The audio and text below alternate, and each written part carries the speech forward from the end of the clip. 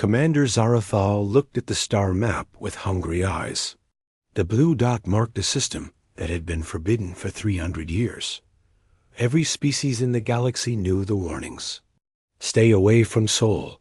Do not go near the humans. Do not wake. The sleeping giant. But Zarathal had never been one to follow rules. She had led her fleet across 12 star systems, crushing every world that stood in her way. Her ships carried the best weapons the Velkari Imperium could build. Her soldiers were trained killers who had never known defeat. What could one small planet do against her mighty fleet? The warnings made her laugh. Her people had read the reports about humans. They lived on just one world. They used old rockets and simple weapons. They had never even left their own solar system. How could such a weak species be dangerous? Commander, her lieutenant said, the scans show rich deposits of rare metals throughout the system. The third planet has more resources than any world. We have conquered, Zarathal smiled. Then we take it. Prepare the fleet for jump. Her lieutenant looked nervous. But Commander, the warnings ... are lies spread by cowards, Zarathal said. No species that stays trapped on one world could threaten the Velkari Imperium. Far away, on a space station orbiting Earth's moon, Captain Jake Morrison watched the alien fleet appear on his screens. He had been waiting for this day his whole life. Every human military officer had been trained for this moment. The moment when someone would finally ignore the warnings. Jake touched the come button on his. Share. This is Luna Station to Earth Command. We have contact. Repeat, we have contact. The voice that answered was calm and steady. Understood, Luna Station.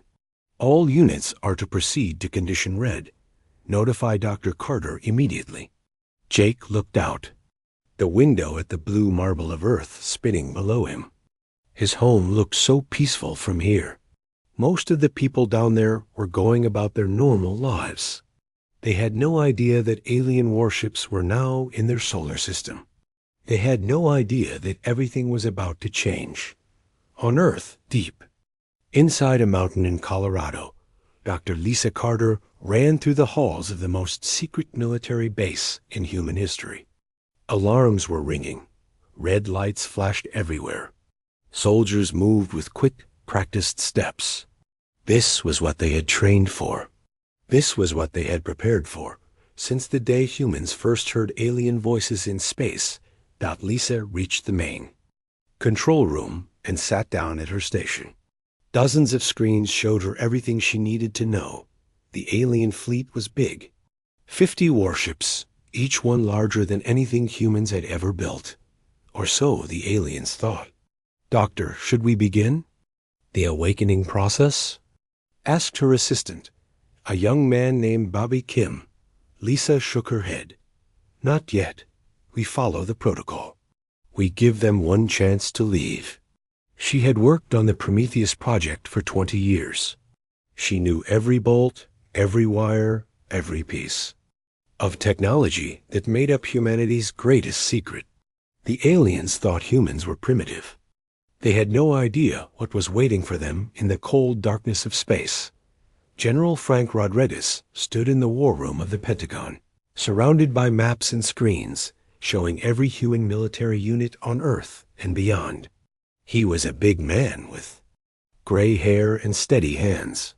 He had fought in 3 wars and never lost a battle. But this would be different. This would be the fight that decided humanity's future.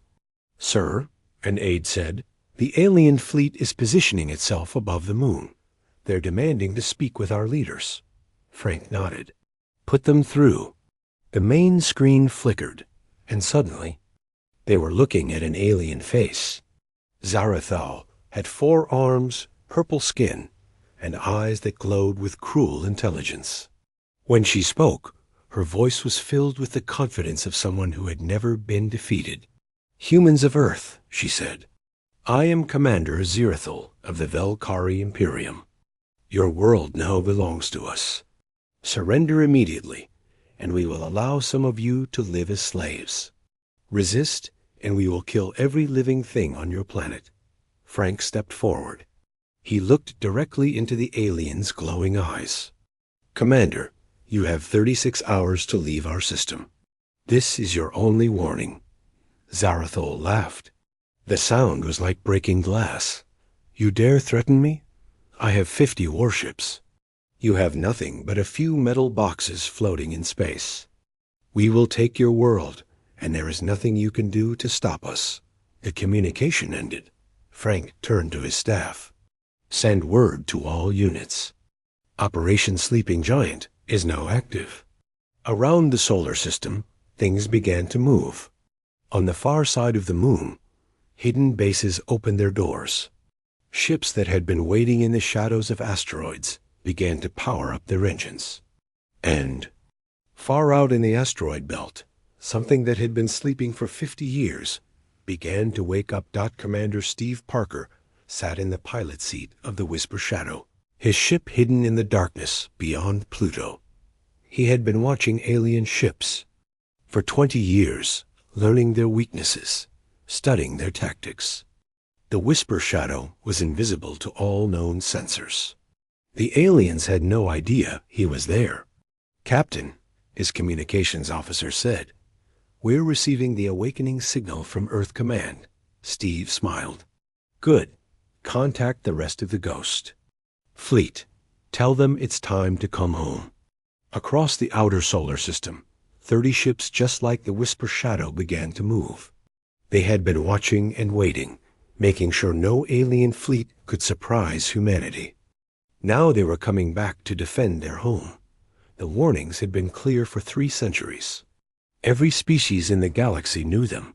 Do not go to Sol. Do not attack the humans. Do not wake the sleeping giant. But Commander Zarathul had never listened to warnings. She was about to learn why she should have. The Velkari fleet hung in space above Earth's moon like a pack of metal wolves. Each ship was a kilometer long, covered in weapon ports and thick armor. They had destroyed civilizations across the galaxy. To Commander Zarathul, the small human, ships looked like toys. She stood on the bridge of her flagship, the Death's Edge, watching the pathetic human fleet through the main view screen. 20 small ships had moved to face her 50 massive warships. It was almost insulting. Did these primitives really think they could fight the Velkari Imperium? "Commander," her weapons officer said, "our scans show the human ships are using chemical fuel and simple metal armor. Their weapons appear to be kinetic projectiles. We could destroy them all in minutes." Zarathul nodded. "But first, let's see if they will beg. Open a channel to their leader." On Luna Station, Captain Jake Morrison received the alien communication. Through the screen, he could see the alien commander's cruel smile. Behind her, he glimpsed the massive bridge of the alien flagship, filled with advanced technology that looked hundreds of years ahead of anything on Earth. "Human Captain," Zarathul said, "you have 18 hours left to surrender. After that, we will demonstrate what happens to species that defy the Velkari Imperium." Jake kept his face calm. "Commander, I suggest you use those 18 hours to leave our system. You still have time to save your fleet." The alien's laugh was like the sound of breaking bones. "Save my fleet? From what? Your tiny ships? Your primitive weapons? We have conquered 17 star systems. We have destroyed civilizations that were far more advanced than yours." "That's your mistake," Jake said quietly. "You think you know what we are." The communication ended. Jake immediately opened a channel to Earth Command. "This is Luna Station. The aliens are moving to attack positions. Request permission to begin Phase 2. Deep in the Colorado Mountain, Dr. Lisa Carter watched the alien fleet through her sensors. Every movement was being recorded. Every weapon signature was being analyzed. The aliens thought they were showing their strength. Actually, they were revealing their weaknesses. "Bobby," she said to her assistant, Start the power-up sequence for Titan Station. Slowly. We don't want them to notice the energy signature. Yet, Bobby's fingers flew over his keyboard. Yes, Doctor. Initiating minimal power systems. The aliens won't detect anything unusual. Lisa smiled. Perfect. How long until full activation? 16 hours, if we keep the power increases gradual. Good. That gives us time to record everything about their fleet. For over a century, humans had been listening to alien radio signals. They had watched alien wars from across the galaxy. They had studied every species, every technology, every tactic. The aliens thought humans were trapped on one world. They had no idea that human eyes and ears were everywhere. General Frank Rodriguez stood in the Pentagon's command center, surrounded by screens showing the positions of every human unit in the solar system. To outside observers, it looked like a hopeless fight. 50 alien warships against 20 human vessels. But Frank knew the truth. The 20 ships the aliens could see were just the bait. Sir, an aide reported, Ghost Fleet is in position. All stealth units are ready. Frank nodded. And the Titan? Dr. Carter reports it will be ready in 15 hours. Excellent. Tell Admiral Sullivan she can begin the dance. Far from Earth, Admiral Kate Sullivan sat in the command chair of the Earth Defense Ship Guardian. To alien sensors, her ship looked like a simple human vessel with basic weapons and weak armor. They had no idea that the Guardian was actually a sophisticated piece of technology designed to look primitive. Admiral, her tactical officer said, the alien fleet is moving into attack formation. They're treating us like we're no threat at all. Kate smiled. Perfect. That's exactly what we want. Launch the decoy drones. 20 small objects shot out. From the human fleet. To alien sensors, they looked like additional human ships. Actually, they were holographic projectors that would create false targets for the aliens to shoot at. Every shot they wasted on fake ships was one less shot they could use on real ones. Commander Zarathul watched the human fleet spread out in what looked like a defensive formation. She had seen this before. Primitive species always tried to make themselves look bigger when they were afraid. It never worked. All ships, she commanded, prepare for attack. Target their largest vessels first. I want them to see their best ships die before we finish the rest. Her weapons officer looked excited. Commander, should we take prisoners? No.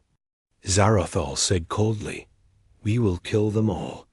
Then we will take their world and everything on it. The alien fleet began to move forward. Their weapons started to charge. Energy readings spiked across the human sensor networks. But the humans weren't afraid. They were ready. Deep in the asteroid belt, something that had been sleeping for 50 years began to wake up. The Titan station had been built in secret over 5 decades. To any observer, it looked like a mining operation. Giant machines moved rocks and processed minerals. But that was just the disguise. Under the mining equipment, the real station was the size of a small moon. It had been built from the core of a dead planet, reinforced with the strongest materials human science could create. At its heart was a fusion reactor that could power a small star. And pointed at the inner solar system was a weapon that could destroy entire fleets. Dr. Carter watched the power levels rise slowly. Bobby, are the aliens detecting anything? No, Doctor. Their sensors are focused on the fleet battle. They have no idea we're here. Good. Continue the power up. And Bobby? Yes, Doctor? Send a message to Admiral Sullivan. Tell her the sleeping giant is almost awake. Back near Earth, the alien fleet had almost reached attack range. Commander Zarathul felt the familiar excitement of battle. Soon, another species would learn the price of defying the Velkari Imperium. But Admiral Sullivan wasn't worried. She had been preparing for this moment her entire career. The aliens thought they were about to fight a primitive species. They had no idea they were about to meet the most dangerous hunters in the galaxy.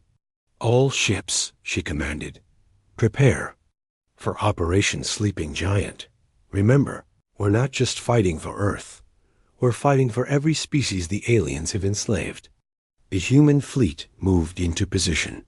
The alien fleet charged their weapons. And far away in the asteroid belt, something terrible and beautiful began to wake up. The warnings had been clear. Don't wake the sleeping giant. Don't make the humans. Move. Don't find out what they're really capable of. Commander Zarathul was about to learn why the rest of the galaxy had been so afraid.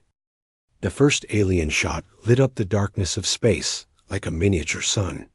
Commander Zarathul watched with satisfaction as the purple beam of energy struck the lead human ship. The vessel exploded in a ball of fire and metal debris. 1 down, 19. To go. All ships open fire, she commanded. Show these primitives the power of the Vulcari Imperium. 50 alien warships unleashed their weapons at once. The space around Earth's moon became a light show of death.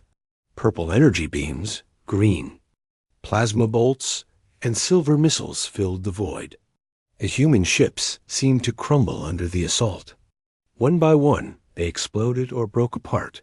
Zarathul smiled. This was going exactly as she had expected. The humans were putting up a brave fight, but they were clearly outmatched. Their simple weapons couldn't even scratch the alien armor. What she didn't know was that Admiral Kate Sullivan was smiling too.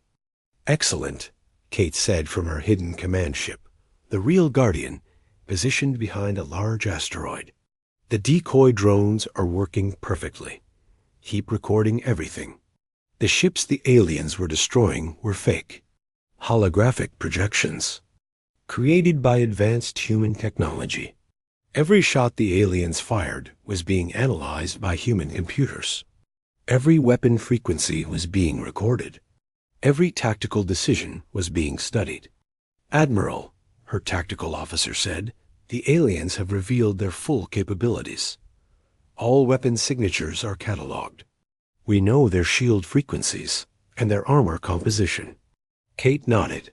"Perfect. Open a channel to Titan Station. Tell Dr. Carter it's time." 3 billion miles away, in the asteroid belt, Dr. Lisa Carter received the message. She had been waiting for this moment for 20 years.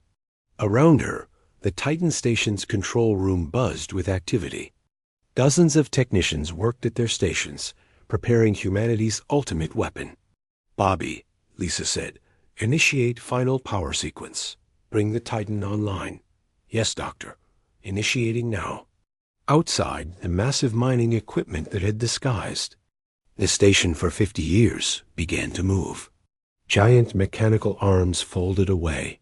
Fake mining platforms detached and drifted into space.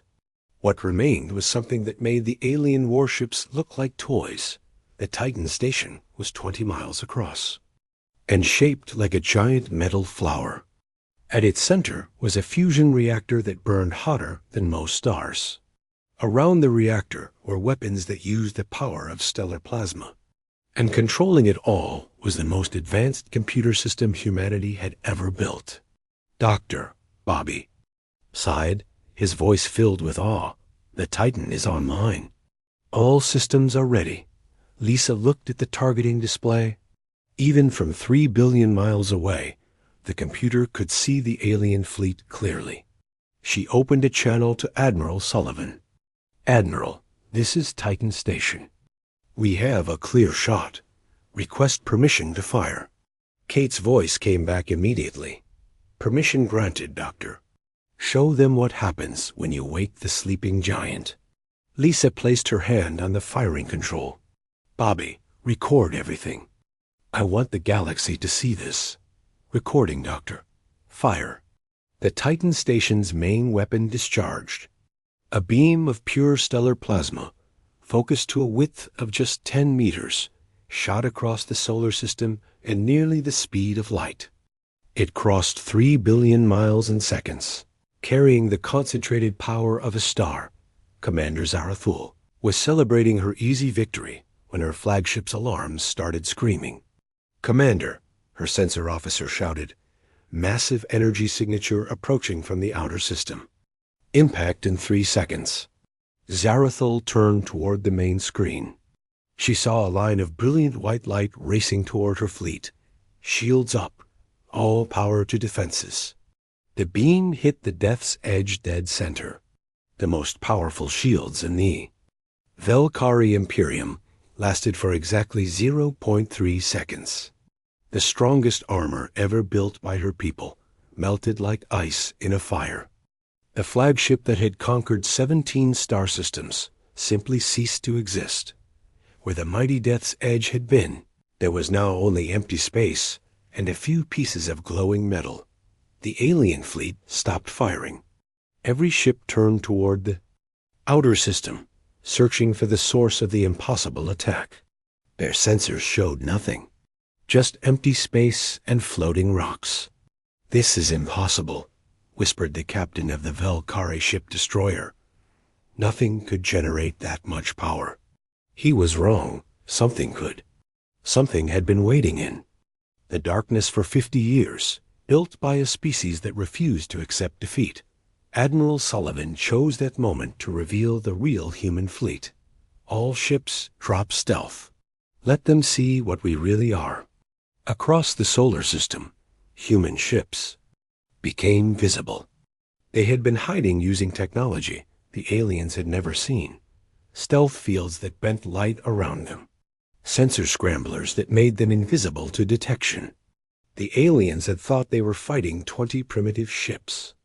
Actually, they were surrounded by 200 of the most advanced warships in the galaxy. Commander Steve Parker's ship, the Whisper Shadow, appeared directly behind the alien formation. His exotic matter weapons powered up with a sound like singing crystal. "This is Ghost Leader to all units. Target the ships trying to escape. Don't let any of them leave." The battle that followed was unlike anything the galaxy had ever seen. The alien ships, designed for conquering primitive worlds, found themselves facing weapons they couldn't understand. The human exotic matter cannons didn't just destroy ships. They deleted them from existence, leaving nothing behind but empty space. The Velkari tried to fight back, but their weapons were useless.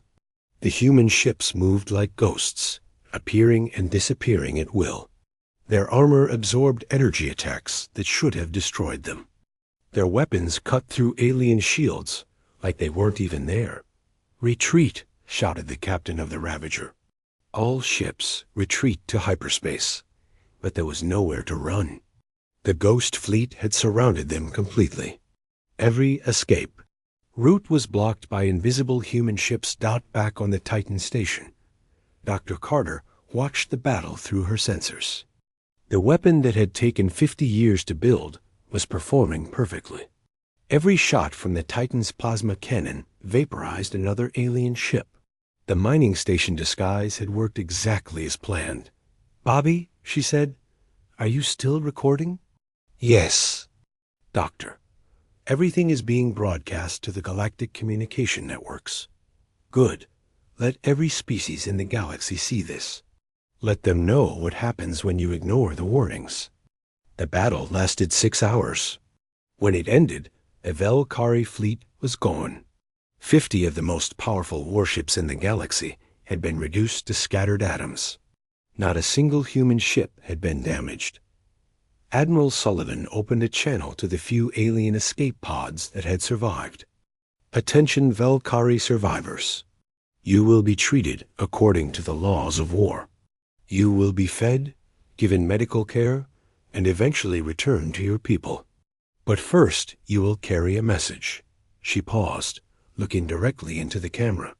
"Tell every species in the galaxy what you saw here. Tell them that the warnings were real. Tell them that the sleeping giant is awake." On Earth, General Frank Rodriguez watched the victory reports come in. The alien threat was ended. Humanity had revealed its true power, and the galaxy would never be the same. But Frank knew this was just the beginning. The aliens had come to Earth looking for conquest. They had found something else entirely. They had found a species that would never surrender, never give up, and never let evil go unpunished. The warnings had been clear for 3 centuries. Don't wake the sleeping giant. Don't make the humans move. Don't find out what they're really capable of. Now the galaxy knew. The Earthborn Titan had finally moved, and it was everything the warnings had promised it would be. The news spread across the galaxy like wildfire. The Velkari Imperium, conquerors of 17 star systems, had been completely destroyed by a single human weapon. Species that had hidden in fear for centuries suddenly found hope. The sleeping giant was awake, and it was everything the warnings had promised. But not everyone was celebrating. In the dark throne room of the HFY Dominion, Supreme Commander Vextar studied the battle recordings with his 6 eyes. The humans had revealed technology that shouldn't exist, ships that could become invisible, weapons that deleted matter from existence, and something in their outer system that could destroy entire fleets. "My lord," his intelligence chief said, "the human fleet is moving beyond their system. They appear to be heading for the Kepler colonies." Vextar's tentacles writhed with anger. The Kepler colonies were HFY territory now. His forces had conquered them just months ago. The population was being prepared for slavery, and now the humans were coming to interfere. "Mobilize the first fleet," he commanded. "If the humans want to play savior, we will show them what happens to heroes." Meanwhile, on Luna Station, Captain Jake Morrison coordinated the largest military operation in human history. For the first time in 3 centuries, Earth's ships were leaving the solar system, not to conquer, but to liberate. "Captain," his communications officer said, "we're receiving distress signals from 47 different star systems. The HFY are accelerating their conquest schedule.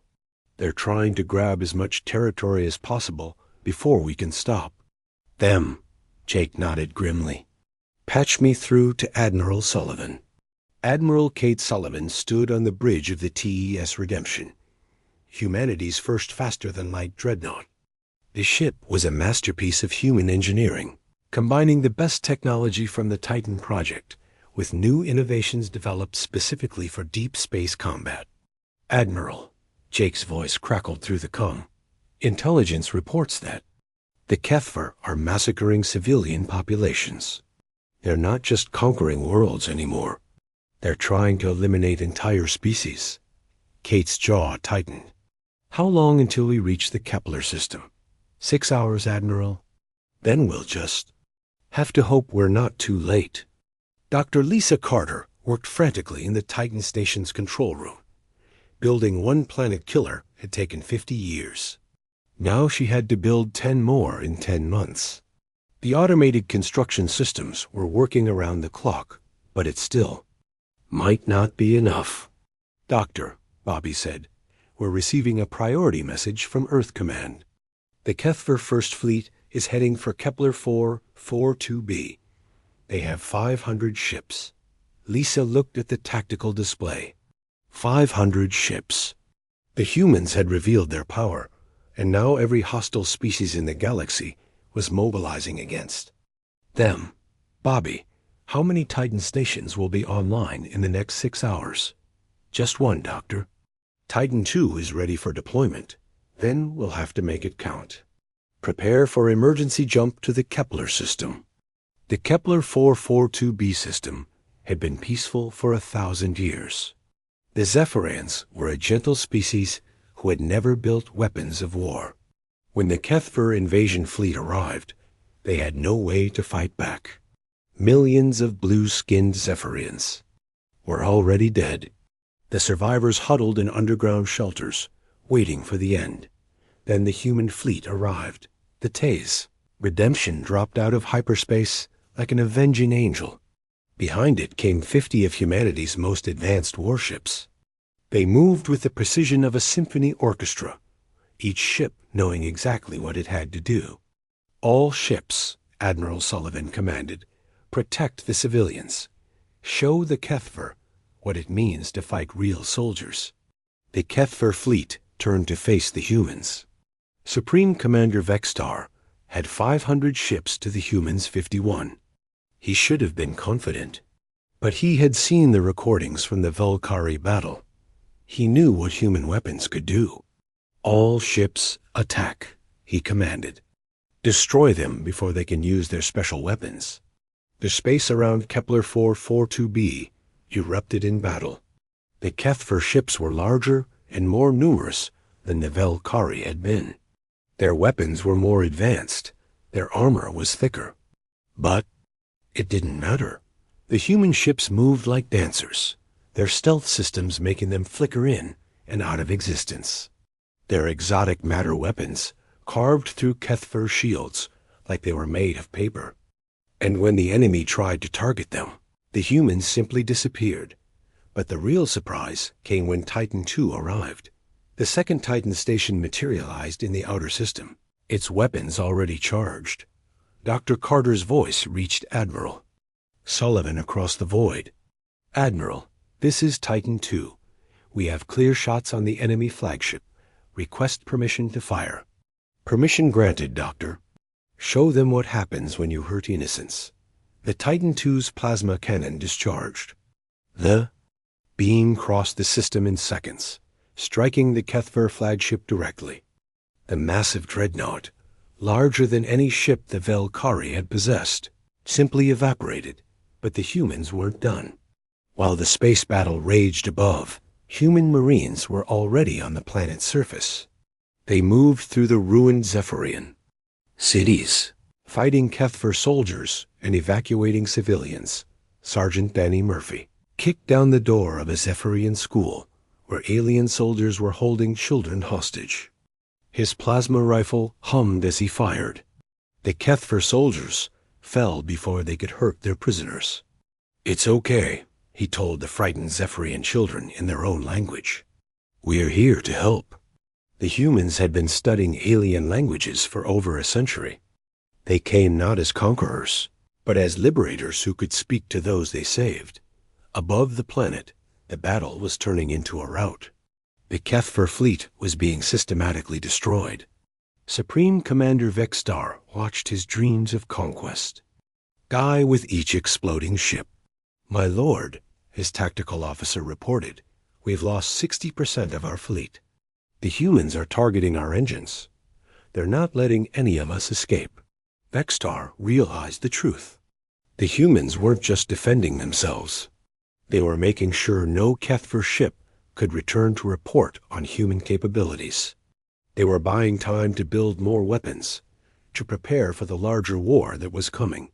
"Signal retreat," he commanded. "All remaining ships scatter." But Admiral Sullivan had anticipated this. "Ghost Fleet, this is Admiral Sullivan. Begin Operation Shepherd. Don't let any of them leave." Commander Steve Parker's stealth ships had been waiting in the outer system. As the Kethver tried to flee, they found themselves trapped by invisible enemies. The Ghost Fleet struck with surgical precision, disabling engines and leaving the alien ships stranded. When the battle ended, the Kethver First Fleet was gone. 500 ships reduced to wreckage or captured hulks. The Zephyrians were free, and the galaxy had learned another lesson about human power. General Frank Rodriguez watched the reports from Earth's command center. The victory was complete, but the cost was becoming clear. The humans had revealed their true strength, and now every hostile species in the galaxy was mobilizing against them. "Sir," an aide reported, "intelligence estimates that at least 20 different species are forming an alliance against us. They're calling it the Coalition of Order." Frank nodded. "How many ships?" "Conservative estimate? 10,000. Frank was quiet for a moment. Then he smiled. "Then we'd better get ready. Contact Dr. Carter. Tell her to accelerate the Titan construction program. And send a message to every free species in the galaxy." "What should the message say, sir?" "Tell them that Earth stands with all who fight for freedom. Tell them that the sleeping giant is awake, and it will never let evil win. The warnings had been clear for 3 centuries. Don't wake the sleeping giant. Don't make the humans move. Don't find out what they're really capable of. Now the galaxy was about to learn the final lesson. The humans weren't just powerful. They were righteous, and they would never stop fighting for those who couldn't fight for themselves. The real war was just beginning. 1 year after the first shot was fired, the galaxy had changed beyond recognition. The Kethver Dominion lay in ruins, their conquered worlds liberated by human fleets. The Velkari Imperium had collapsed completely, their subject species rising, up with human weapons and human support. But the victory had come at a price. Captain Jake Morrison stood in the memorial garden on Luna Station, reading the names carved into the black stone wall. 3,000 humans had died in the liberation wars. Men and women who had never seen the alien worlds they died to free. Heroes who had given their lives so that strangers could live free. They knew the cost, said a voice behind him. Jake turned to see Admiral Kate Sullivan, her dress uniform bearing the ribbons of a dozen battles. Every one of them volunteered. They knew what they were fighting for. Jake nodded. The galaxy had been warned about our capacity for violence, but they never mentioned our capacity for sacrifice. Deep in the asteroid belt, Dr. Lisa Carter stood in the control room of Titan Station Prime, watching the construction of the Guardian network. 25 Titan-class weapons now guarded the major trade routes. Each one was controlled by an artificial intelligence programmed with one simple directive: protect the innocent. Doctor, Bobby said, we're receiving a transmission from the Andromedan Council. They're requesting permission to establish a trade route through our protected space. Lisa smiled. Granted. Make sure they understand the rules. No slavery. No conquest. No oppression. Anyone who breaks those rules will meet the Titans. The Andromedan Council had been neutral in the Galactic Wars. They were traitors, not conquerors. But they had watched the human victories with growing respect. The species that had once been trapped on a single world now controlled the safest trade routes in the galaxy. Admiral Sullivan commanded the Terran Guardian fleet from her flagship, the TGS Determination. Her ships patrolled the space lanes, ensuring the trade flowed freely and that no species would ever again have to fear conquest. The humans had become what they had always been at heart: protectors. Admiral, her communications officer reported, we're receiving a distress signal from the Proxima system. Pirates are attacking a civilian convoy. Kate stood from her command chair. Set course for Proxima. Maximum speed. Yes, Admiral. Shall I contact the local authorities? No need. We are the authorities now. The Determination dropped out of hyperspace. Above Proxima Centauri, to find 12 pirate ships surrounding a convoy of unarmed freighters. The pirates had been confident in their superiority. They had better weapons than the merchants. They had faster ships. They had done this hundreds of times before. They had never fought humans. The first pirate ship exploded before its crew even knew the humans had arrived. The Determination's exotic matter weapons didn't give warnings. They simply deleted threats from existence. Attention pirate vessels. Admiral Sullivan broadcast. You have 10 seconds to surrender. Anyone who continues attacking civilians will be destroyed.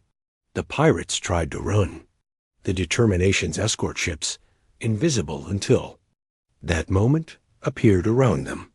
There was nowhere to go. The battle lasted exactly 47 seconds. When it was over, the surviving pirates found themselves in human holding cells. They would be fed, given medical care, and eventually tried for their crimes. But they would never hurt innocents again. The merchant captain, a 4-armed being from the Centauri Republic, sent a message of thanks. We had heard the stories about humans. We thought they were legends. Thank you for proving they were real. Commander Steve Parker still led the Ghost Fleet, but now his mission had expanded. The stealth ships no longer just watched for threats. They searched for refugees, for survivors of the galactic wars, for anyone who needed help. Captain, his scanner operator reported, "We're detecting a refugee ship in the Vega system. Life support is failing." Steve nodded. "Take us to them. And contact the nearest Guardian station. Tell them we'll need medical supplies." The refugee ship was a converted cargo hauler carrying 200 Zephyrian families. They were survivors from the Kethver occupation, fleeing to find a new home. Their ship was old and breaking down. Without help, they would all die in the cold of space. The Whisper Shadow materialized beside the refugee ship like a guardian angel. Within minutes, human engineers were aboard, fixing the life support systems and providing food and medical supplies. The Zephyrian children stared in wonder at their human rescuers. "Where are you taking us?" asked the Zephyrian captain, an elderly female named Silara. Steve smiled. "To New Haven. It's a planet we've set aside for refugees. You'll have everything you need to start over." New Haven was one of 12 worlds the humans had liberated and transformed into refugee centers. Each one was protected by Guardian network stations. Each one was proof that humanity fought not for conquest, but for justice. Back on Earth, General Frank Rodriguez met with representatives from 47 different species. The old galactic order was dead. The empires built on slavery, and conquest had fallen. Now, the free species were coming together to build something new. "General," said Ambassador Telvan of the Rigel Alliance, "our worlds want to join the Terran Protection Treaty. We've seen what humans do for those who can't protect themselves." Frank nodded. "The treaty is simple. No slavery, no conquest. Number, oppression. In return, the Guardian Network will protect your space lanes. Human fleets will respond to any threat against your people." Ambassador Creolon of the former Valkyrie territories leaned forward. "And what does Earth ask in return?" "Nothing," Frank said quietly. "Freedom isn't something you pay for. It's something you fight for. And we'll keep fighting as long as there are those who need protection." The alien ambassadors looked at each other in amazement. They had dealt with galactic powers before. Everyone had demanded tribute, territory, or submission. The humans asked for nothing except the promise to treat all sentient beings with dignity. Dr. Carter received reports from across the galaxy.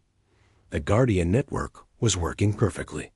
Trade was flowing freely through protected space. Refugee ships were finding safe harbor, and potential conquerors were learning to find other careers. "Doctor," Bobby reported, "the hegemony of Tau Ceti is requesting permission to establish a colony in the Beta Sector." Lisa checked the files.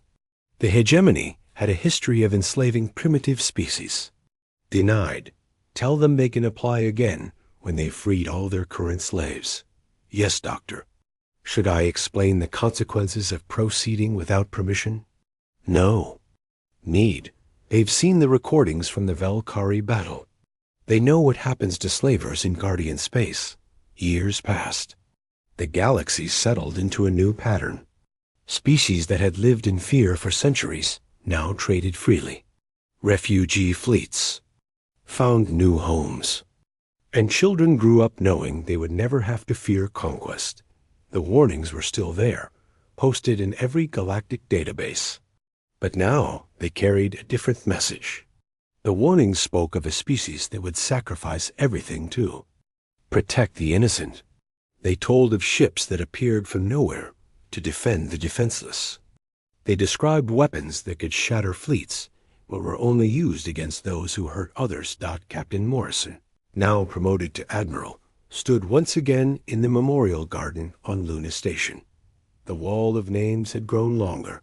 More humans had given their lives in the service of galactic peace. But their sacrifice had meaning.